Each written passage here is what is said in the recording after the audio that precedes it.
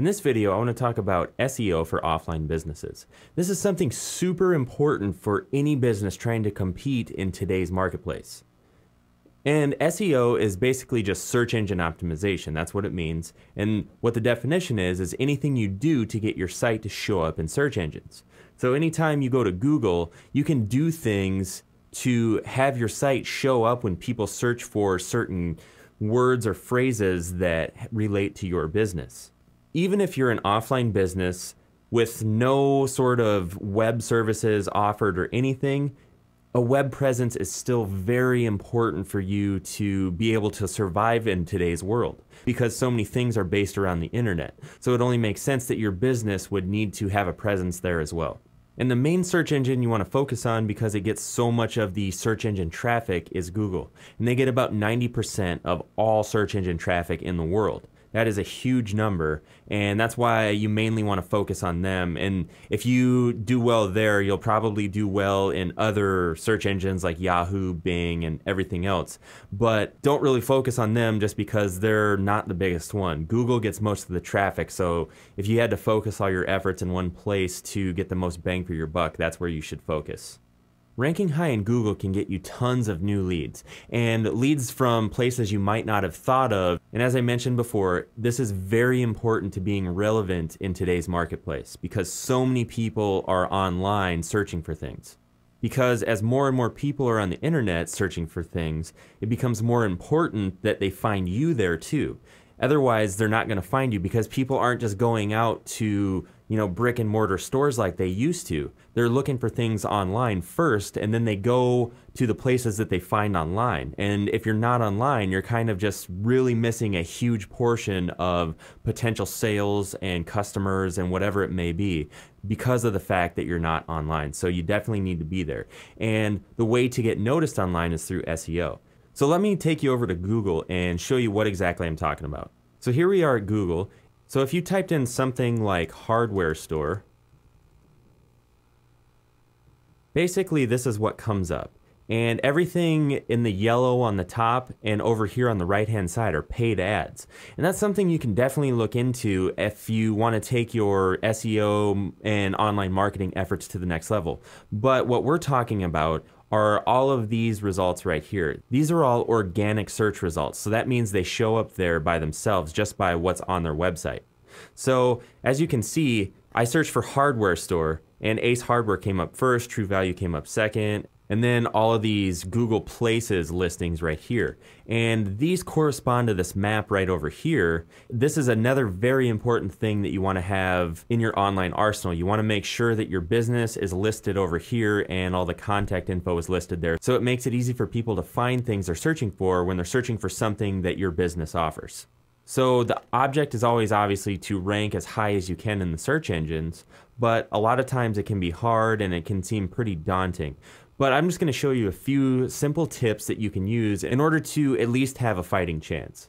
So if you have a website already, you might already have done some of this, but if you don't have a website or it's not optimized, here are the things that you want to concentrate on. Number one is keywords. And keywords are words that you pick that have to do with your business. And when people search for these words, you want your website to come up. So basically, it could be, for instance, hardware store. You would want to use hardware store, home improvement, contractor. You just want to get into the mind of your customer and think, okay, if they were sitting down at the computer, what would they search to find my business? And then a lot of times you can come up with really good keywords that way. So for instance, if you were looking for a plumber, you could maybe use keywords like plumbing leak, leaky pipes, clogged toilet, so just things that have to do with what that business does. And then you would use those keywords in order to optimize your website. And once you have those keywords, you would use those in the on-page SEO efforts. And that's anything that you do on the web page itself to get it to rank in Google.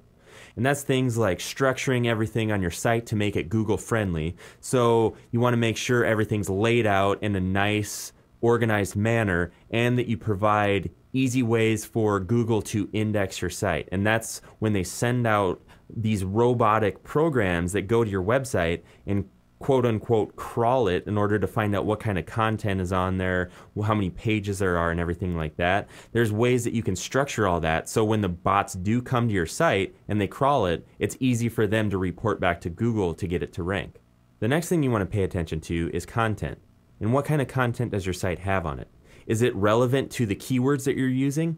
Let's use the plumber example again. Say for instance I had a website, but all the content on there was about home improvement and there was hardly anything on there about plumbing or a clogged toilet or whatever the keywords I mentioned before were. Basically, that wouldn't be relevant to the keywords I was going for, and I would either need to choose new keywords or start structuring the content geared towards those keywords and having to do with clogged toilets, leaky pipes, or plumbing repair, whatever it may be. You just want to use those keywords in the content that you have on your site, so when the bots see the content you have there, they'll be like, oh, well, the keywords that he's trying to rank for and that are in his site match and are relevant to each other, so this is a good site. And finally, does the content you have on your site offer value to people visiting it? If it's just stuff that doesn't make sense and it's just stuff full of keywords, and if you read it out loud it doesn't make any sense, doesn't sound like somebody who spoke English wrote it or whatever, you get penalized for that. So you want to make sure that you have a lot of high quality content on your actual website. And that could be anything from articles about how to do common household repairs if you're a plumber, or it could be an article on how to unclog the kitchen sink. And then when somebody from Google goes to your website and sees all this valuable content that people can actually use to better themselves or better their situation, they'll rank you higher. The next thing in our SEO efforts are relevant backlinks to your website. And basically what a backlink is it's a link from somebody else's website back to your site. And these are very important to ranking well in the search engines because Google thinks, well, if people are linking back to this guy's site so much, he must have really good content on there. And that's the way that you get a lot of backlinks to your site, is you offer great content that people want to link to.